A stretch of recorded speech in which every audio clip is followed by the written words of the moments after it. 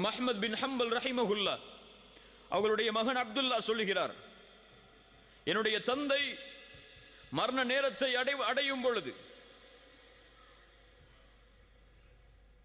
அவர் அருகிலே நான் இருந்தேன். அப்போது என்னுடைய தந்தை சில வார்த்தைகளை கூறிக்கொண்டே இருந்தார்.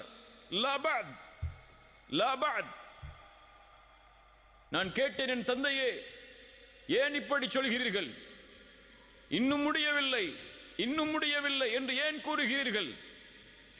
அஹ்மத் பின் ஹம்பல் ரஹிமஹுல்லா அஇம்மத்து சுன்னah அவர்கள் சொன்னார்கள், என் மகனே, இப்லீஸ் எனக்கு மிக அருகாமையில் இருந்து சொல்கிறான், இமாம் அஹ்மதே, என் கையில் இருந்து நீங்கள் நழுவி விட்டீர்கள் என்று, என்னால் உங்களை எதுவும் செய்ய முடியவில்லை என்று.